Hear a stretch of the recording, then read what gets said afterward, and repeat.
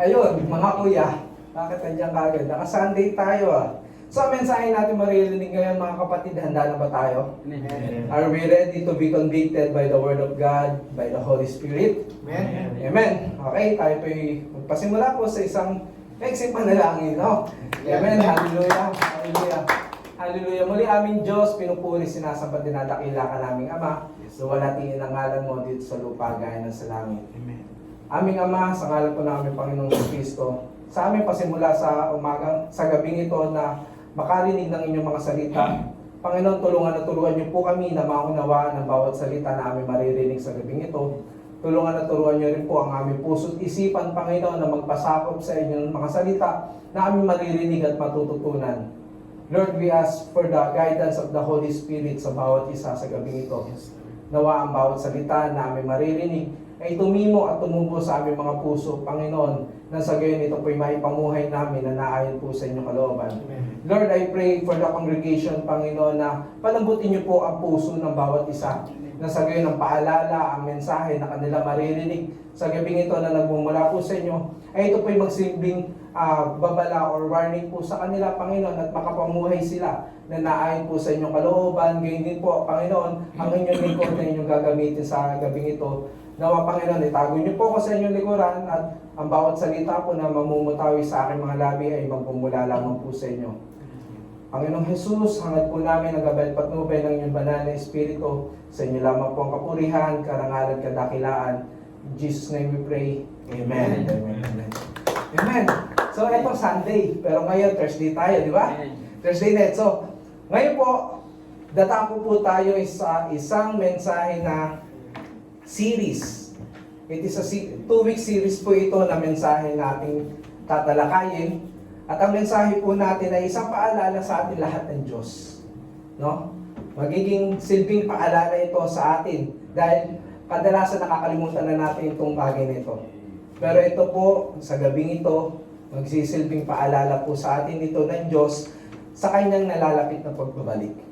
Amen? God has given us the ability to judge things in this world.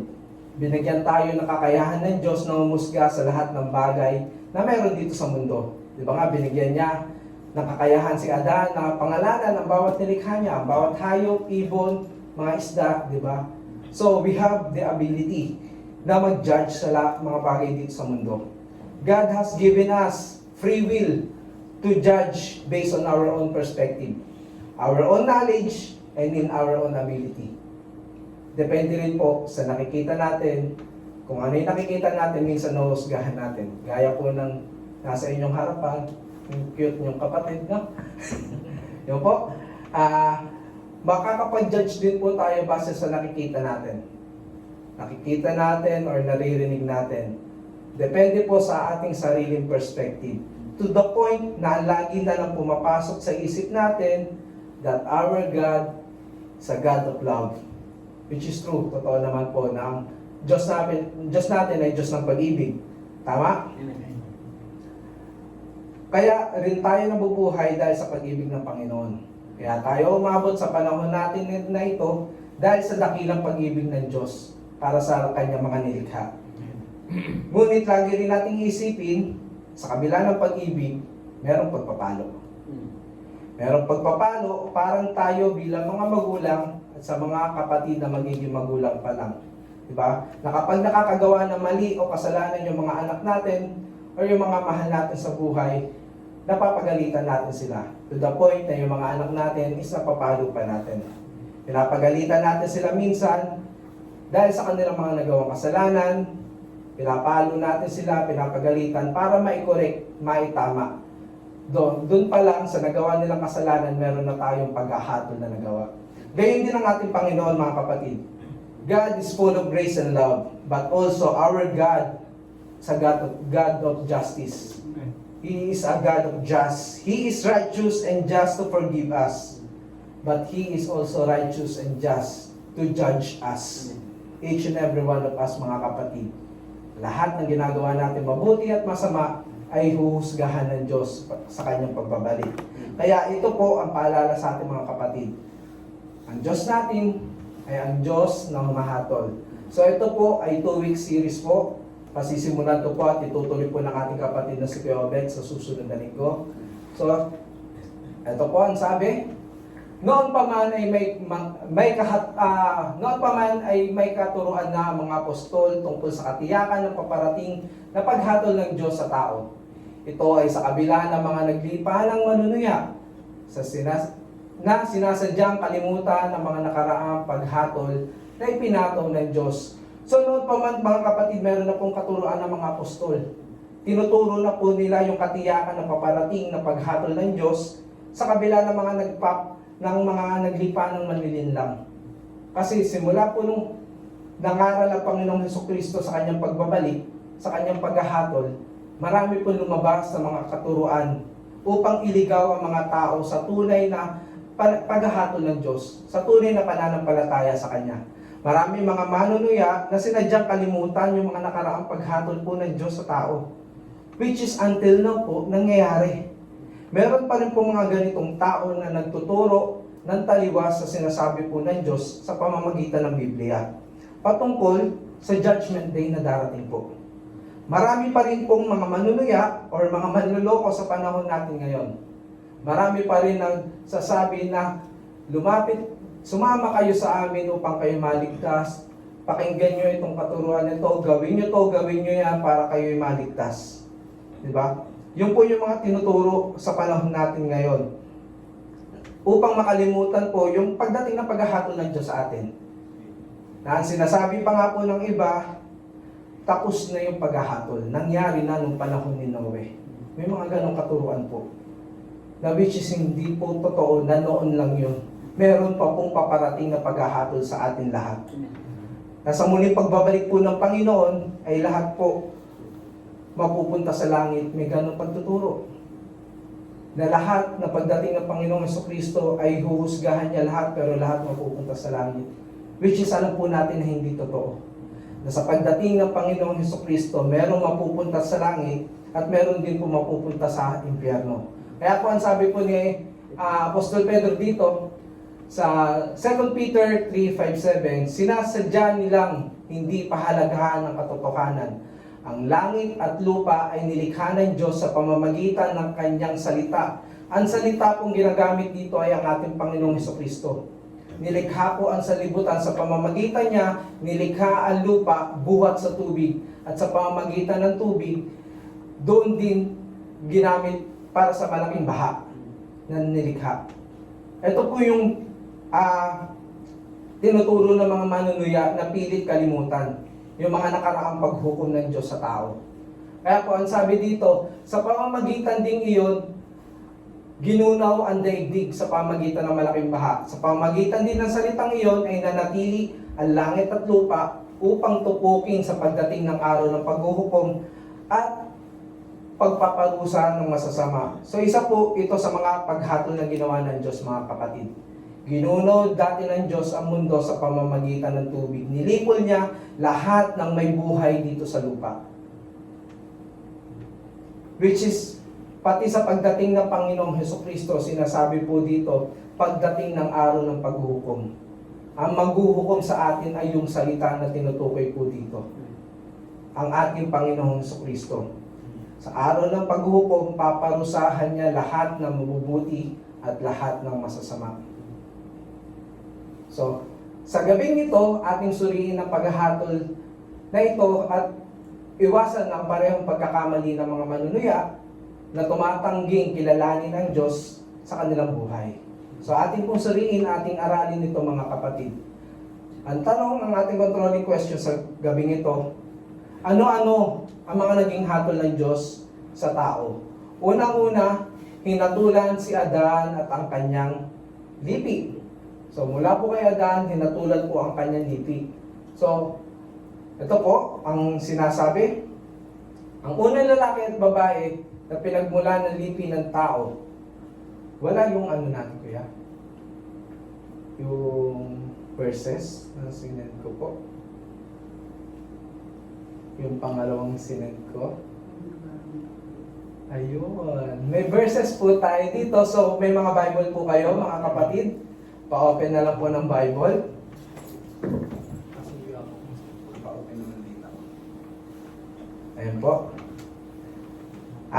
Open po tayo sa Genesis chapter 2, verse 15 and 17. Amen. Sino po nandyan mga kapatid? Tayo po'y magbasa. Po. Genesis chapter 2, verse 15 and 17. Pastor, nandyan na po kayo? Pabasa po. Genesis na ba yan? Chapter 2, 15 and 17. 15. Apo. At kinuha ng Panginoong Diyos ang lalaki at inilagay sa Amen. halamanan ng Eden upang kanyang alagaan at ingatan. Amen. Hanggang 17 po. Okay. At iniutos ng Panginoong Diyos sa lalaki na sinabi, sa lahat ng punong kahoy na halaman, sa halamanan, ay makakain ka ng may kalayaan. 17. Datapwat sa kahoy ng pagkakilala ng mabuti at masama, ay huwag kang kakain. Sapagkat sa araw na ikaw ay kumain niyaon, ay walang pagsalang mamamatay ka. Amen. Yun po. Ang sinasabi po sa Genesis chapter 2, verse 15 to 17. Ulitin ko po. Inilagay ng Panginoong Yahweh ang tao sa halamanan ng Eden upang ito'y pagyamanin at pangalagaan. Sinabi niya sa tao, makakain mo ang alinmang bungang kahoy sa halamanan, maliban sa bunga ng punong kahoy na nagbibigay ng kaalaman tungkol sa mabuti at masama.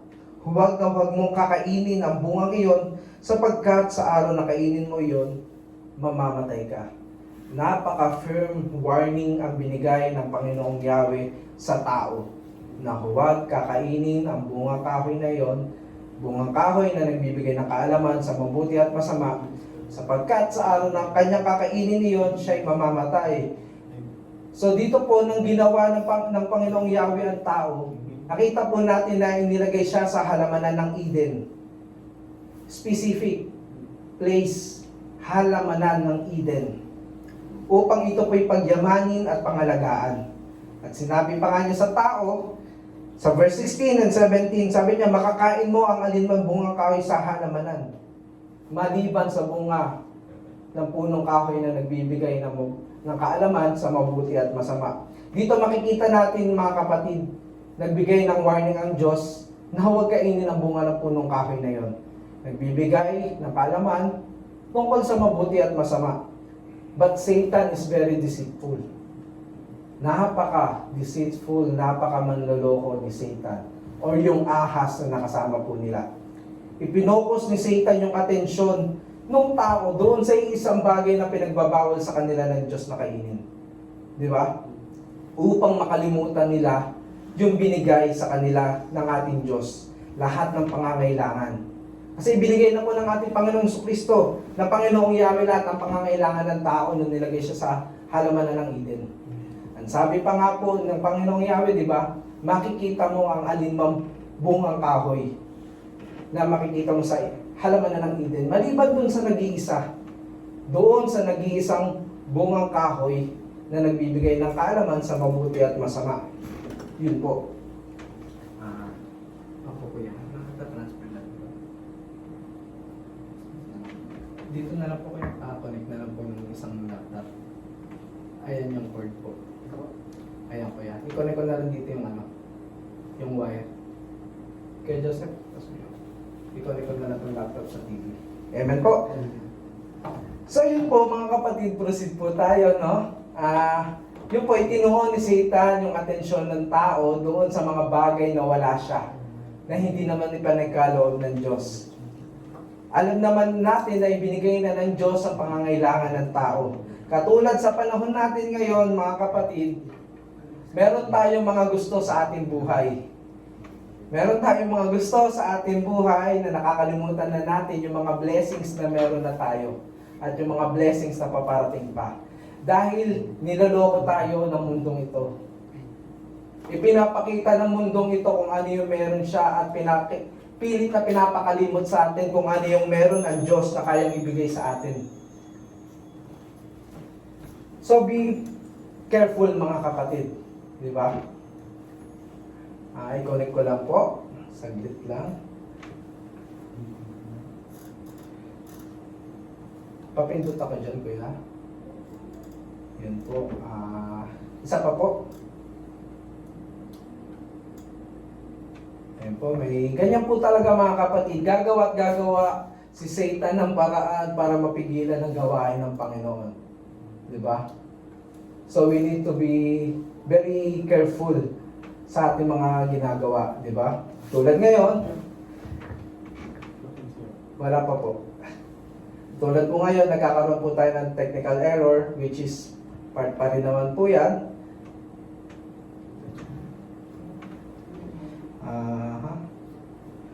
Saglit lang, kaya ganyan mo lang.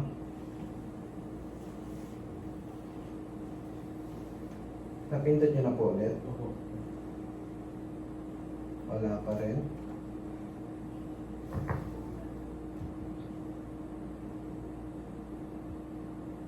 Bumalik na ako kanina.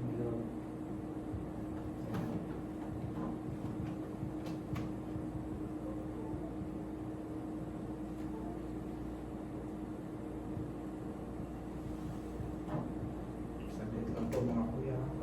Ayos lang po natin. Bakit ayaw mo niya? Please God. Saglit lang po. Ako na po mag-focus.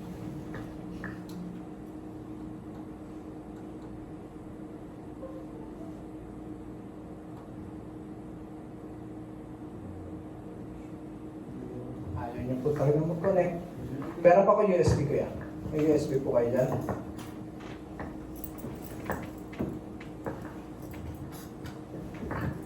Yan po.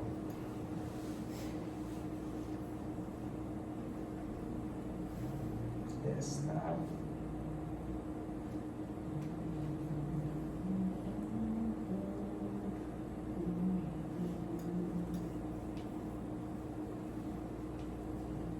okay, pumipigil talaga siya. No, kuya, ibalik niyo po muna doon sa screen habang nilalapit ko po. Tuloy po, proceed po tayo sa message.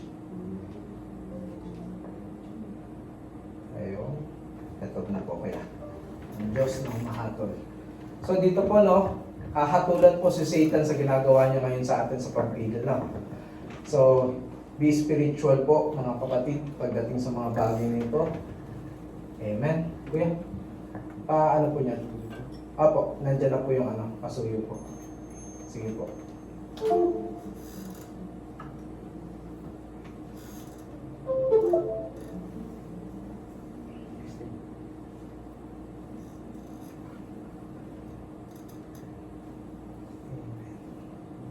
Technical error. Yan po kuya ang Diyos ng kumahatol.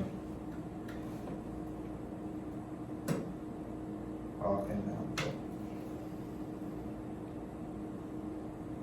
So yun po mga kapatid, balik po tayo, no? Sa gaya nga po na sinasabi ko po kanina na ipabaling ni Satan yung ating atensyon sa mga bagay na wala po tayo. At tulad sa panahon natin ngayon, may mga gusto tayong mangyari sa buhay natin na nakakalimutan na natin yung mga blessings na binigay sa atin ni Lord. Dahil nakafocus po tayo doon sa isang bagay na alam natin na may warning. Di ba? Lagi nagbibigay ang Diyos sa atin ng warning sa mga bagay na hindi naman niya kaloob para sa atin. Which is yun lagi yung ginagawa ni Satan sa atin na binubulungan tayo na makapag-focus tayo doon sa bagay na yun na hindi pinagkaloob ng Panginoon. Samantalang marami na siyang ibinigay sa atin na hindi natin napapansin, no? Hindi natin siya na-appreciate. Dahil umaano tayo doon sa sinasabi ni Satan na kainin mo yung bunga na yan. Sapagkat sa pagkain mo ng bunga na yan, magiging parang Diyos ka. Katulad ng sa panahon natin ngayon, ang sinasabi niya sa atin, di ba? Puntahan mo yung lugar na yan, yayaman ka. Tumaya ka dyan sa loto para tumama ka. Yumaman ka, di ba? Pumunta ka doon sa lugar na yon. May mga chicks doon. Di ba? Samantalang meron naman tayong asawa sa Pinas. Di ba? Maraming panunuya si Satan sa tao para hindi makita ng tao yung blessings na meron siya. at yung mga blessings na ibibigay pa sa kanya. Remember kapatid, ang sabi dyan, no? Sa verse 16, makakain mo ang alinman. Meaning, nakaredy na lahat. Nakaredy na lahat ng blessings na ibibigay sa iyo ng Panginoon. Basta mag-stay ka lang doon sa halamanan ng Eden na ibinigay niya sa iyo. Libutin mo lang yung halamanan na yon, makikita mo lahat ng blessings na naghihintay sa iyo. Huwag ka magfo-focus doon sa nag-iisang bunga na pinagbabawal niya. Nag-iisang bunga na nagbigay siya ng warning para mawala ka sa kanya. Diba nga? May warning na eh. May utos na. Ang sabi, huwag mo gawin yan, huwag mo kainin yan, huwag ka pumunta dyan. Huwag mo subukan. Napapahamak ka. Diba? Pero dahil sa free will ng unang tao, nakinig ang tao sa pambubuyo ng ahas at kumain pa rin sila. So ang sabi po dito, ang unang lalaki at babae na pinagmulan ng lipi ng tao ay nagkasala laban sa Diyos. At sila ay namatay. Agad silang namatay sa spiritual. Ito po yung sinasabi na agad sila namatay. Namatay po sila spiritually kung dati sila ay ganap na napakikipisan sa Diyos. Which is dati po alam naman natin na ang tao ay kasama ng Diyos. Kapiling nila ang Diyos sa halamanan ng Eden. Ngayon ay kailangan na nila lumapit sa Diyos sa pamamagitan ng handog. Para sa kapatawaran ng kanilang mga kasalanan. Bagamat pansamantala lamang yung paghahandog na ginagawa nila noong unang panahon. Para mapatawad, mapagtakpan po yung kanilang mga kasalanan. Inani rin nila ang sumpa ng Diyos. At nagsimula silang mamatay physically. Which is hanggang ngayon nangyayari po sa mga tao. Dahil sa unang kasalanan na ginawa ng mga unang tao. Ang lahat ng nilikha para kay Adan ay isinumpa dahil sa kanyang kasalanan. Ang perpektong kalagayan ng paglikha ay nabahiran din ng kanyang kasalanan. So lahat ng perpektong ginawa ng Diyos noon para sa tao ay nakasama sa sumpa. Dahil simula nung nagkasala si Adan, bumagsak na rin yung paghahatol ng Diyos agad sa tao, pati sa kanya nilikha. So makikita po natin dito yan sa susunod. Inanin nila ang mga sumpa ng Diyos. Genesis chapter 3, verse 15 and 17. Ang sabi po dito, di ba? Sabi ng Panginoong Yahweh, kayo ng babae. Ang sinasabihan niya po dito yung ahas. Kayo ng babae aking pag-aawayin. Binhi mo't binhi niya lagi kong paglalabanin. Ang binhi niya ang dudurog sa iyong ulo at sa sakong niya, ikaw ang tutuklaw. So dito po, kinakausap ng Diyos yung ahas. Simula nung kainin nila, pinagbabawal na bunga, inani na po nila yung unang paghahatol ng Diyos. So dito pa lang po, meron ng paghahatol doon sa ahas na lambuyo doon sa tao. Ang hinatulad po dito sa verse 15 ng Diyos ay yung ahas kung saan makikita natin kung ano ang kainatnan po niya pagdating ng panahon. Natudurugin ng binhi ng babae na ang tinutukoy ang ating Panginoong Jesucristo na tatapos sa lahat ng kasalanan dito sa mundo. Napag-aralan po natin sa mga nakaraang pag-aaral na sa pagdating ng Panginoong Jesucristo, wawakasan niya ang kasalanan dito sa mundong ito. Ganyan din sa verse 15, sabi niya, sa babae na may ito ang sinasabi, sa pagbubuntis mo'y hirap ang daranasin, at sa panganganak, sakit ang titiisin. Ang asawang lalaki iyong nanasain, pasasakop ka sa kanya, siya ay iyong susundin. So ito naman po yung hatol sa mga babae, sa ating mga misis, no? Kaya kung bakit sa tuwing sila ay manganganak, laging sinasabi, nasa hukay ang isang kanilang paa. Dahil ito ay kasama sa sumpa sa kanila, sa kanilang pagsuway sa utos ng Diyos. Diba? Na hatol ito na tinanggap nila mula sa pagkakasala ni Eva na ang unang babae. Gayon din na papasakop sila sa atin na mga asawa nilang lalaki. Kaya mga kapatid, be firm na panindigan po natin, tayuan natin ang ating pagiging padre de pamilya. Dahil sa unang pagkakasala ng babae, napunta tayo lahat sa pagkakasala. Dahil hindi pinanindigan ni Adan ang kanyang pagiging pamumuno. So dapat tayo mismo ang mag-lead sa ating mga asawa, sa magiging asawa, na mapalapit sila sa Diyos. Hindi yung tayo ang lalapit kung saan sila. Dapat sila ang lumapit sa pananampalataya natin sa ating Panginoong Jesucristo. So, stand your ground mga kapatid bilang mananampalataya at tagasunod ng ating Panginoong Jesus. Gayon din, ito ang hatol sa ating mga kalalakihan ng Diyos. Ito naman ang sinabi ng Diyos kay Adan. Dahil nakinig ka sa iyong asawa, nang iyong kainin ang pinagbabawal na bunga. Masama ba makinig sa asawa mga kapatid? Di ba? Nakikinig ba tayo sa ating mga asawa? Tama lang. Makinig ka rin sa iyong asawa. Hindi po masama ang makinig sa asawa lalo na kung tama, lalo na kung ito'y para sa ating ikabubuti. Di ba? So huwag kayong maging allergic dahil sa pakikinig sa asawa. Tama po ang makinig sa asawa.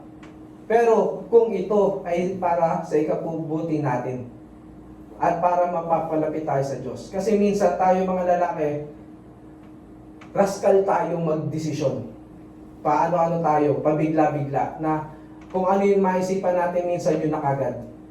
Na minsan nakakalimutan na nga po natin kung ano yung tinuturo sa atin ng Diyos. Na kaya meron tayong partner, meron tayong katuwang, para sila mismo yung magpaalala sa atin. Kung ano ba yung tinuturo ng Diyos, di ba? Para sa atin. So, eto po. Dapat natin sundin mga kapatid kung ano yung sinasabi ng Diyos. Paano kung sinabi ni misis mo, mag-apply ka sa lugar na to para yumaman tayo. Mag-apply ka sa lugar na to para magkasama tayo. Di ba? Ako, lagi ko pong naanihan ng mga nakaraan dati. Pero, dapat nating ipaliwanag sa ating mga kabiyak na kapag ba nag-apply ako dyan, mas lalo akong mapapalapit sa Diyos o mapapalayo ako. Di ba po? Yan po yung isa sa mga example natin. Nandito tayo sa lugar kung saan tayo nilagay ng Diyos ngayon, kung saan kapiling natin ng Diyos nakakapaglingkod tayo sa Kanya. Kaya lagi po natin ipag-pray, ipagdasal na kung sa paglipat ba natin sa ibang lugar, kung sa pagsunod natin doon sa inuudyok sa atin, is makakapiling pa rin ba natin ng Diyos? Baka mamaya mapunta tayo doon sa sumpa na pagkawalay sa Diyos. Diba? Dahil baka pagpunta mo doon, sa kabilang bansa na gusto mong puntahan, is yung hirap na dinaranas mo rito, baka mas doble pa ang daranasin mo doon. Dahil dito, naghihirap ka, kapiling mo ang Diyos. Pero pagpunta mo ron, maghihirap ka, pero mawawalay ka naman sa Diyos. So, pag-isipan nyo mabuti mga kapatid. Hindi masama ang pag-apply sa ibang bansa, ang paglipat ng ibang bansa, ang pag-exit, hindi po masama. Pero kung mawawalay ka sa Panginoon, pag-isipan mo maigi. May kanya-kanya tayong panahon, may kanya-kanya tayong time. Diba? So ito po, pagkatapos magkasala ang tao, agad sila sinaklolohan ng Diyos. Amen? So ito po, ang sabi sa Genesis 3 verse 7. Nagkaroon nga sila ng pagkaunawa matapos kumain. Noong nila na lamang sila'y hubad. After nila kumain, dun pa lamang po nila nalaman na sila'y hubad. Kaya kumuha sila ng dahon ng igos. Pinagtahi-tahi nila ang mga ito at ginawang panakip sa katawan. So noong una, wala lang sa kanila na nakahubad sila. Hindi nila pinapansin. Diba? So noong nagkaroon po sila ng pagkaunawa sa mabuti at masama, doon pa lamang po nila nalaman na sila'y hubad. Doon pa lamang sila nagkaroon ng kamalayan o malisya sa kapwa-tao. Doon pa lamang sila nagkaroon ng kamalayan na sila'y hubad, nagkaroon ng malisya sa kanilang pag-iisip na sila'y hubad. Doon lang din nila na-realize na nagkasala sila. Kaya gumawa sila ng way para pagtakpan yung kanilang mga katawan. Kung ibabase po natin sa panahon natin ngayon, gumagawa ang tao ng way para pagtakpan yung mga kasalanan ginagawa nila. To the point na nandadamay pa sila ng ibang tao. kanya-kanyang paraan ng tao para pagtakpan yung mga ginawang kasalanan. Kanya-kanya silang paraan para lang hindi lumantad o maisiwalat yung kanilang kahubaran o yung kanilang mga kasalanan na kapag nahuli, doon sila magtuturuan. Tulad po sa tagpong ito mga kapatid sa Genesis 3. Bago pa, nung after mangyari niyan, na nakita sila, ang sabi ni Adan, sinisi pa nga niya ang Diyos eh. Ikaw kasi yung babaeng binigay mo sa akin eh. Once na lumantad yung mga kasalanan natin, naninisi tayo ng tao. Sinisisi natin yung iba sa kasalanan ginagawa natin. Di ba? Bakit hindi na lang natin nakuhin yung kasalanan ginawa natin? Huwag na tayong manisi ng iba, huwag na tayong magturo ng iba. Katulad dito sa tagpong ito, sinabi ni Adan, pinakain ako ng babaeng ibinigay mo sa akin. Sinabi rin ni Eva, kung ahas po eh, pinakain ako eh, inudyukan ako eh, binuyo ako eh. Pagdating dun sa ahas, wala na siya maturo. Di ba? Kaya mga kapatid, kapag kinokorek tayo ng ating mga kapwa Kristiyano, mga namumuno, or mga kapatid natin, huwag natin patigasin ang ating puso. Dahil hindi nila tayo i-correct kung wala sila nakikitang mali.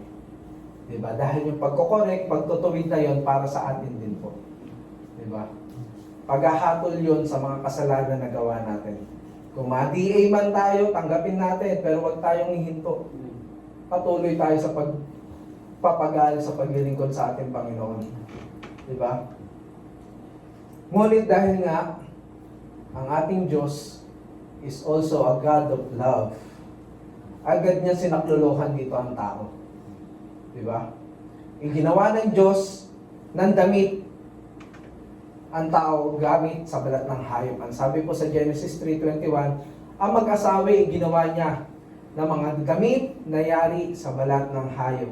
Which is dito po, makikita natin yung unang pagpatay sa hayop upang maging takip pansamantala sa kasalanan ng tao.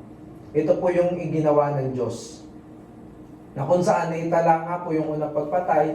At dito po, sinasabi ng mga Bible scholar, dito na po nagturo. Tinuro ng ating Panginoon, Yahweh, ang paghahandog sa tao. Kaya maraming mga scholar po ang nagsasabi nun, na kailangan niya para sa ipagpapatawad ng mga tao, na kailangan magbuwis ng dugo, mag-alay ng dugo, ng buhay, para sa pansamantalang ikakapatawad ng mga tao noon. Dahil sa panahon natin ngayon, bayad na yung kasalanan ng tao. Nasa sa atin na lang kung tatanggapin at pananampalatayaan natin yung ginawang pag-aalay ng buhay ng ating Panginoong Jesucristo. After silang madamitan ng balat ng hayop, agad sila pinaalis ng Diyos sa halamanan ng Eden. Alam po natin yan. After nila madamitan, agad silang pinaalis doon sa Eden. Sinaklolohan kagad sila ng Diyos para hindi na nila makain yung bungang kahoy na nagbibigay ng buhay. Dahil sapagkat nakain nila yon, kapag nakain nila yon, hindi na sila mamamatay at patuloy silang mamumuhay sa kasalanan at wala ng paraan para maligtas sila. Dahil sa kagandahan loob ng Diyos, inalis kagad sila sa Eden para makagawa ang way ng Diyos na mailigtas sila sa tiyak na kapahamakan. So sunod po natin, agad na sinaklolohan ng Diyos ang tao at tinuruan nito kung paano muling lumapit sa Kanya sa kabila ng kasalanan nito. Sa pamamagitan ng handog ng dugo, makikita sa kasunod na kabanata po nun, yung pag-aalay ni Abel. Kanyang handog na susunugin sa Diyos. Kung hindi sinaklolohan ng Diyos ang tao, sila at ang lahat ng mga kanilang anak ay mananatili isa ng makasalanan at isinumpa magpakailanman. So ito po, sumunod natin, is yung hinatulan ng Diyos ang salinlahi ni Noe. Ito po ay sa kabila ng pagtatag ng Diyos ng paghahandog ng alip pang kasalanan, ang lipi ni Adan ay nagpatuloy sa paghihimagsik laban sa Diyos hanggang sa panahon po ni Noe. Hinatulan sila ng Diyos sa pamagitan ng baha, maliban kay Noe na itinuring ng Diyos na matuwid at masunurin sa Kanya. So basa po tayo mga kapatid, si Noe na lang ang matuwid. Kay Joseph, pasuyo po lahat. Nakita ni Yahweh na laganap na ang kasamaan ng tao sa daigdig, puro na kasamaan na lamang ang palaging nasa isip nito. Kaya't labis na ikinalungkot ni Yahweh na nilikha pa niya ang tao. Sinabi niya, lilipulin ko ang lahat ng taong aking nilalang. Lilipulin ko rin ang lahat ng hayop at mga ibon. Ikinalungkot kong nilalang ko pa ang mga ito. Ngunit si Noe ay naging kalugod-lugod. Amen. Si Noe ang naging kalugod-lugod sa paningin ni Yahweh. Kumbaga, ang sinasabi dito, you're the apple of my eye. Naging kalugod-lugod siya sa paningin ni Noe. Kaya sa gitna ng laganap na kasamaan ng tao na gustong lipunin ng Diyos ang lahat ng kanyang nilikha dito sa lupa dahil sa kanyang kalungkutan, dahil sa nangyari sa kanyang mga nilikha. Dahil ang mga tao sa panahon ni Noe ay punong-puno na ng kasamaan at hindi na iniisip kung anong kalooban ng Diyos. Gusto na niya lipunin, gunawin ang mundo sa pamagitan ng tubig. And yet, he still found Noah. Sa gitna ng karumihan at mga kasalanan sa mundong ito, he found you, kapatid. Just like Noah. Sa panahon natin ngayon na punong-puno ng kasamaan, punong-puno ng kasinungalingan, punong-puno ng kasalanan, he found you. Kung sa panahong iyon ni Noe, si Noe na lamang ang naging kalugod-lugod sa paningin ng Diyos bago pa niya lipunin ang tao sa pamagitan ng tubig. Sa panahon natin ngayon, kapatid, isa ka sa mga kalugod-lugod sa paningin ng Diyos sa pamamagitan ng iyong pananampalataya sa ating Panginoong Hesukristo. Tulad ng sinabi ng mga scholars, na malamang nangaral din si Noe sa panahon niya tungkol sa paghahatol ng Diyos. Tayo rin sana, mga kapatid, na mga naging kalugod-lugod sa mata ng Panginoon ngayon. Tulong-tulong tayo sa pangangaral ng salita ng Diyos. Tulong-tulong tayo sa pagbabahagi, sa pagpapatotoo kung ano ang kagandahang loob ng Diyos para sa lahat, para sa kaligtasan. Tayo ay naging kalugod-lugod sa paningin ng Diyos through our Lord Jesus Christ, kaya mangaral din tayo, mga kapatid. Dahil kung noong panahon niya, dito po, Genesis 7, ang sabi po dito, 40 araw na bumaha sa daigdig. Lumaki ang tubig at lumutang ang barko. Palaki ng palaki ang tubig habang palutang-lutang naman ang barko. Patuloy na lumaki ang tubig hanggang sa lumubog ang lahat ng matataas na bundok at tumaas pa ng halos 7 metro sa taluktok ng mga bundok. So sa panahon natin ngayon, mga kapatid, ano ang pinakamataas na bundok? Mount Everest ko, di ba? So, ibig sabihin yung Mount Everest na yon, 7 metro pa ang tinaas ng tubig. So, ibig sabihin, wala talagang mabubuhay. Wala po talaga mabubuhay na tao or yung mga higante ng panahon na yon, mga hayop, wala po talaga mabubuhay. Namatay ang bawat may buhay sa lupa. Mga ibon, maamo o may ilap na mga hayop, lahat ng gumagapang at lahat ng tao. Ang lahat ng may hininga sa ibabaw ng lupa ay namatay. Ang mga tao at ang mga hayop sa daigdig ay nilipol ng Diyos maliban kay Noe at sa kanyang mga kasama sa barko. Nagsimula bumaba ang tubig pagkatapos ng 150 araw. So kahit sabihin mo, napakagaling mo lumangoy, sa loob ng 150 days, mamamatay ka rin. Diba? Dahil sa lalim, sa pagod, gutom, May pating. may pating din. Kasi yung mga isda dyan, hindi naman namatay. Di ba? Marami ka dyan. Di ba? So, ang sabi dito, maliban kay Noe at sa kanya mga kasama sa barko. So, sa panahon natin ngayon, sa pagdating ng paghuhukom, maliban sa iyo, sa pamilya mo at mga kasama mo sa pananampalataya ang maliligtas. Dahil sa ating Panginoong Hesukristo. Sa kanyang paghahatol na darating, isa tayo sa mga maliligtas kung tayo mananatili sa ating pananampalataya sa Kanya. Amen. Di ba? Ito ang mangyayari sa inaharap na paghahatol. Hahatulan tayo sa ating mga nagawang mabuti at masama. Ngunit titignan ng Panginoon kung tunay ba nananampalataya tayo sa Kanya o hindi. Tunay ba na kinikilala natin siyang Diyos o hindi. Yun po. Next tayo. And ito na po yung last at dito po ako magsasaka mga kapatid.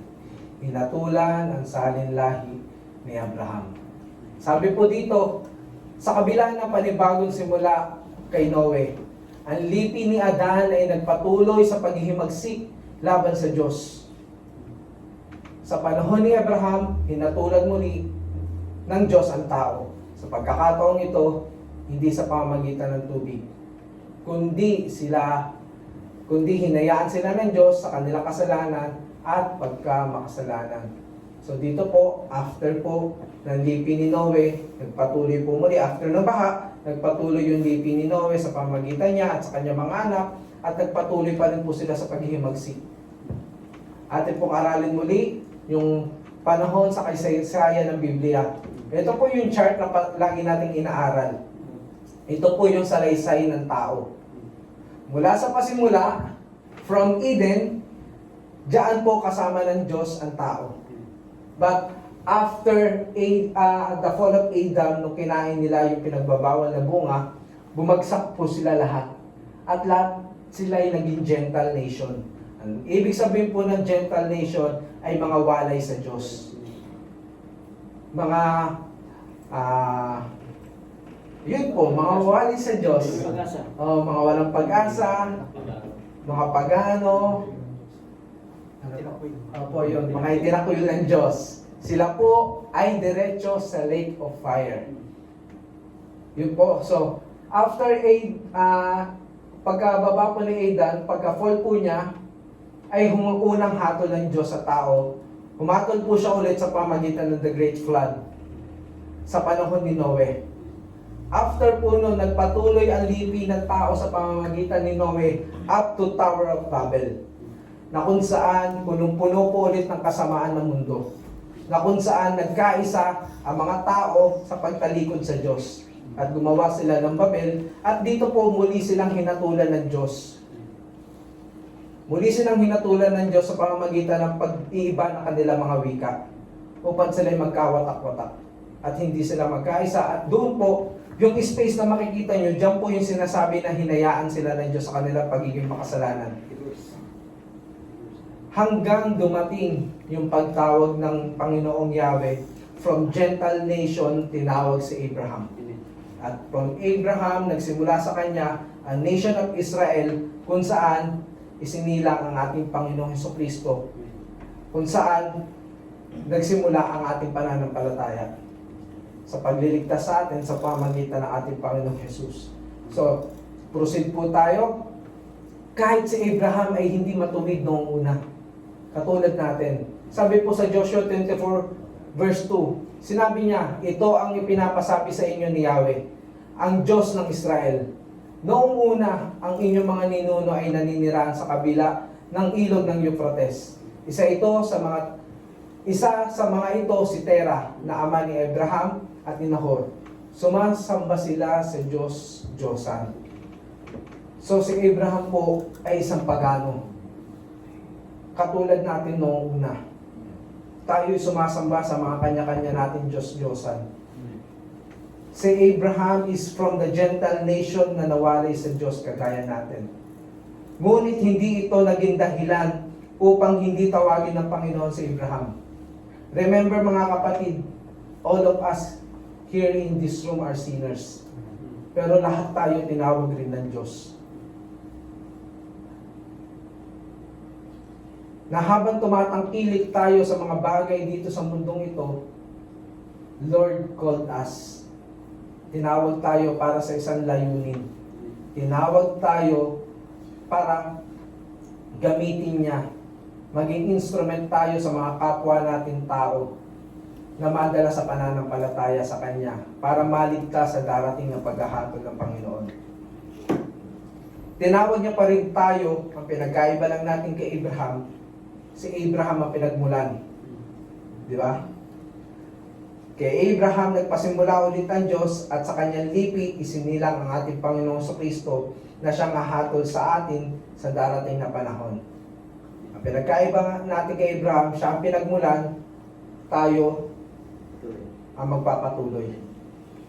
Dahil sa ginawa ng Panginoong Hesukristo, ipagpapatuloy natin yung pangangaral ng mabuting balita para sa ikaliligtas ng mga tao dito sa mundo, para ang paghahatol na tatanggapin ng tao ay yun doon sa Great White Throne, hindi, Judgment Seat of Christ, na kung saan ang lahat ay mararapture. Amen. Yun yung pangarapin natin paghahatol mula sa Diyos. Yung Judgment Seat of Christ sa rapture, ibig sabihin makakasama niya tayo. Amen. Dahil kung mapupunta tayo dun sa Great White Throne, ang lahat ng mga hahatulan dyan ay diretso pagkawalay sa Diyos. At naging matuwid din naman po si Abraham. Hindi dahil sa kanyang gawa, ngunit dahil sa kanyang pananampalataya. Amen. Ang sabi po ni Apostol Paul, tungkol kay Abraham na ating ninuno, ano naman ang masasabi natin? Ano ang kanyang karanasan tungkol sa bagay na ito? Kung pinawalang sala siya ng Diyos dahil sa kanyang mabubuting nagawa, may pagmamalaki sana siya. Ngunit wala siyang may pagmamalaki sa paningin ng Diyos. Ang sinabi ng kasulatan, si Abraham ay sumampalataya sa Diyos at dahil dito, siya ay itinuring ng Diyos bilang isang taong matuwid. Ang binibigay sa taong gumagawa ay hindi tinuturing na kaloob, kundi kabayaran. So ano po ba ang tinutukoy dito mga kapatid? Dito sa talatang ito. Bago po ang Roma chapter 4, syempre meron chapter 3. Kasi 3, 4. Diba? Kakasunod-sunod. Ito po. Ang tinutukoy po dito ay yung sinasabi ng mga Hudyo na nagiging matuwid po sila dahil sa pagsunod po sa kasulatan, sa kautusan, sa law. Pero ang sinasabi po dito ay tulad ng mga ibang katuruan sa panahon natin ngayon ay sinasabi na maliligtas tayo sa pamamagitan ng ating pagsunod sa katuruan, maging mabait ka, mapagbigay ka. Yun po yung sinasabi dito. You need to keep the commandments para lang maligtas ka. Ngunit ano po ba ang sinasabi ng Apostol Paul sa mga Hudyo? Kung dahil lamang sa mabubuting gawa, na walang sala sa Abraham, may pagmamalaki sana siya. So bakit po yun yung sinabi ni Apostol Paul? Dahil alam naman po natin na si Abraham ay isa rin sa mga sumusunod.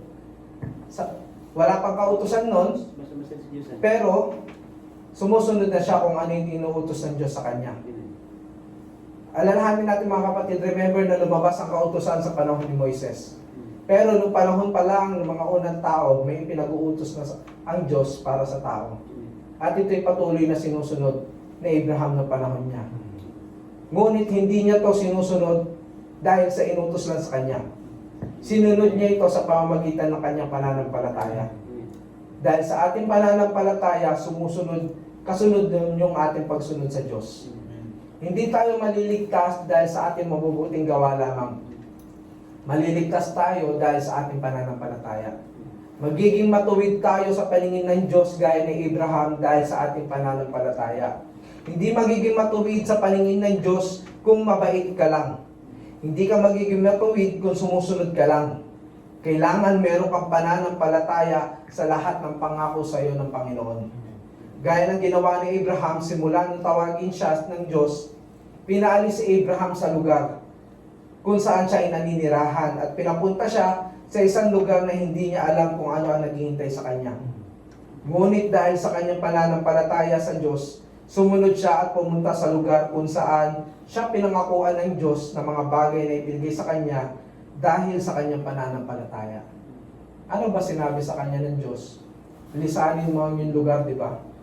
Pumunta ka dito sa lugar na ito kung saan ibibigay ko sa lahat.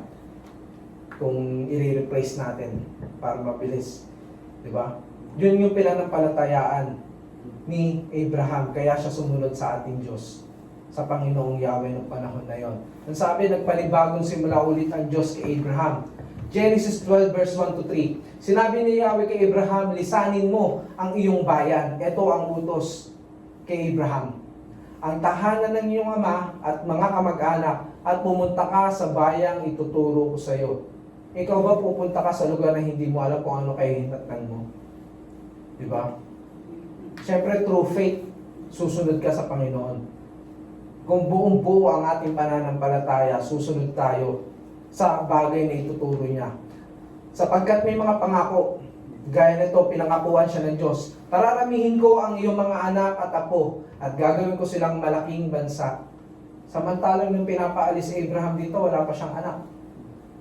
Di ba? Pero dahil sa panghako, nanampalataya siya sa ating Panginoon. Pagpapalain kita at gagawin kong dakila ang iyong pangalan at ikaw ang magiging pagpapala sa marami.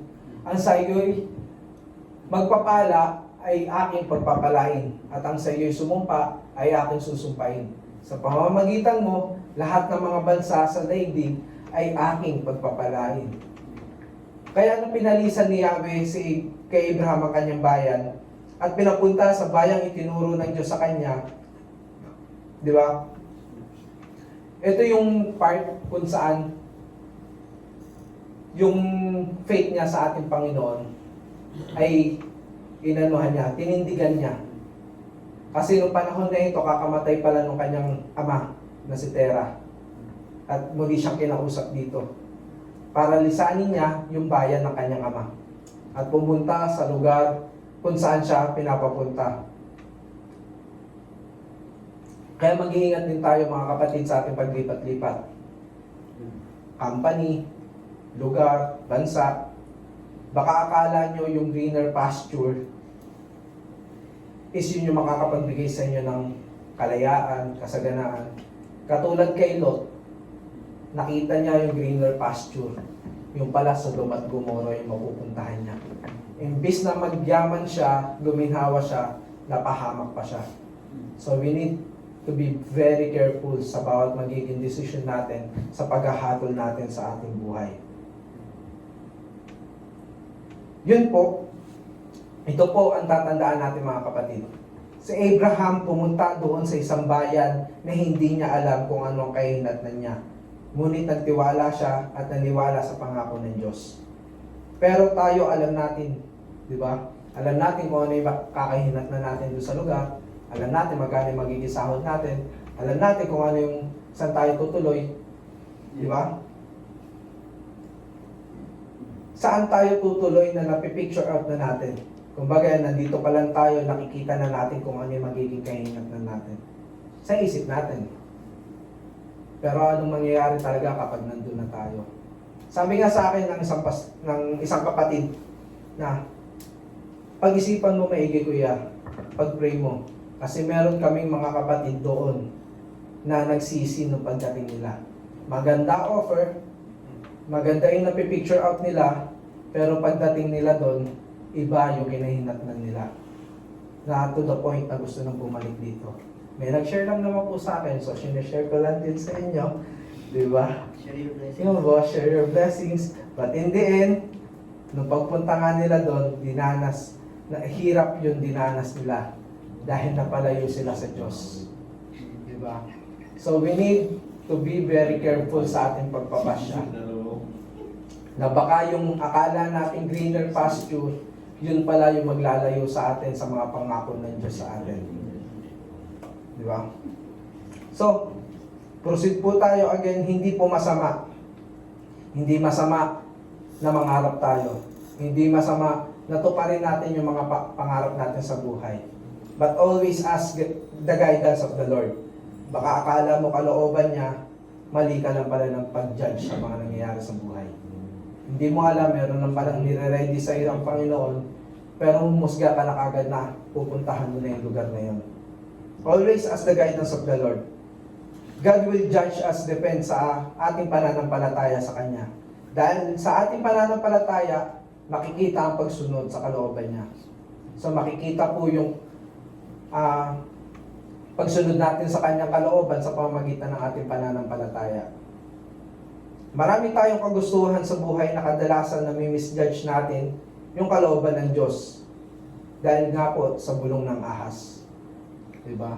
Meron ka ng mga blessings dito, meron pa mga blessings na ibibigay sa'yo, pero dahil sa udyok ng ahas sa'yo, hindi ka makakapag-focus doon. Makakapag-focus ka doon sa isang bagay na may warning na ang Diyos para sa'yo. Na wag mo na ituloy, wag mo nang gawin yan, huwag mo nang subukan. Di ba? Marami tayong kagustuhan sa buhay na kadalasan na nami-misjudge nga natin, kaya bago tayo humusga sa mga bagay, always think out of the box for you to see the better picture. Dahil kung doon ka lang, inside the box ka lang mag-iisip, magfo-focus ka lang doon sa bagay na yon, hindi mo makikita yung better picture. Hindi mo makikita yung mga pwedeng kahinatnan.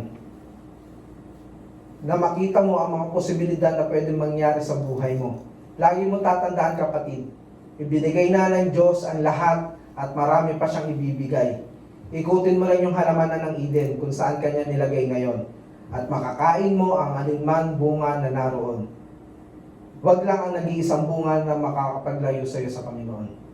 May kanya-kanya tayong Eden sa buhay, kapatid. Ang tanong, napapalago mo ba ang mga bunga or mga blessings na ipinagkatiwala sa iyo? O magfo-focus ka lang doon sa bunga na makakapaglayo sa iyo sa ating Panginoon? Nasa iyo ang paghahatol, kapatid, sa buhay mo ngayon. But in the end, lahat tayo haharap sa hukuman ng Diyos at lahat tayo hahatulan ng Panginoong Jesus batay sa ating mga nagawang mabuti at masama, batay sa ating pananampalataya sa Kanya. Kung tayo ba'y mag-i-stay or tayo'y aalis sa Kanya, itutuloy. Yun lamang po, mga kapatid. Sa Diyos lamang po ang kapurihan. So, sakto 1 hour. Praise God. So, yun po, mga kapatid, lagi po natin tatandaan, time will come, God will judge all of us. So, ang masasabi ko lang, mga kapatid, stand firm sa pananampalataya niyo sa Panginoon. Panghawakan natin yung mga pangako niya. Panampalatayaan natin yung mga pangako niya na ibibigay niya pagdating ng panahon. Naghihirap ka man ngayon, panandalian lang yan. Dahil sa araw ng bukas, lagi may liwanag ng bagong araw. Parang mali yung place ko. Yun po. Basta, manampalataya ka, lumakad ka kung ano ang kalooban ng Diyos sa'yo. Huwag mong pangungunahan. Dahil kapag nanguna ka, nakinig ka doon sa udyok ng ahas, palalayasin ka, gaya ng ginawa sa kanila. So yun lamang, mga kapatid, lagi natin tatandaan muli, ang Diyos ay humahatol sa lahat ng ating ginagawa. At hahatulan pa niya tayo sa pagdating ng panahon. So, all the glory and praises belongs to God po. Tayo yung manalangin po sa pagsara. Hallelujah. Hallelujah. Muli, Amang Diyos, maraming salamat po sa iyong mga salita sa gabing ito, sa iyong katuruan sa gabing ito. Panginoon, alam po namin na darating ang panahon, Panginoon, na kami inyong hahatulan, Panginoon, batay sa aming mga nagawang mabuti at masama, Panginoon, batay sa aming pananampalataya sa inyo. Panginoon, tulungan at turuan niyo kami, Panginoon, na mapanindigan namin ang aming pananampalataya sa inyo, na hindi kami tumalikod, Panginoon, dahil sa mga nangyayari sa aming buhay. Tulungan at turuan niyo kami, Panginoon, na mga pamuhay na naayon sa inyong kalooban, na gaya ni Abraham, Panginoon, tulungan niyo kami na makasunod sa inyo sa pamagitan ng aming pananampalataya.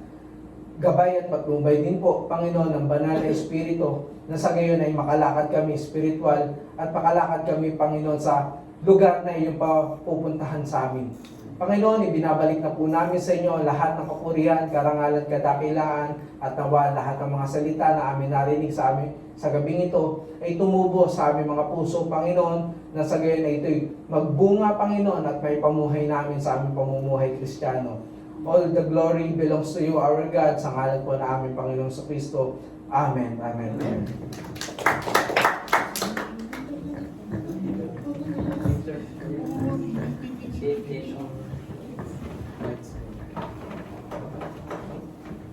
So, salamat po sa kapatid natin si Kuya Jansen. Salamat sa topic na diniscuss natin.